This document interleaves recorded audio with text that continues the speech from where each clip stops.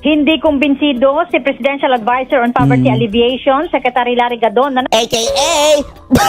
naghihirap ang mga Pilipino sa bagong Pilipinas ngayon. Oh, kasi bagong Pilipinas na daw mga kababayan, sama-sama na daw tayo naging milyonaryo. Oh, hindi naman na totoo na maraming nahihirap dito sa Pilipinas.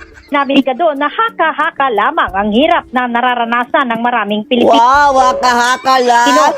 Ayon kay Gadon, ang mga nagsasabing mahirap sila ay nag-i-imagine lang. Imagination nyo lang daw mga kababayan. Ano sasabing mahirap kayo? Oh, Diyos mio. Oh, eto mga kababayan ha, seryoso na tayo ha. Paano mo masusolusyonan ang isang problema na in the first place, hindi mo ina-acknowledge na may problema ka?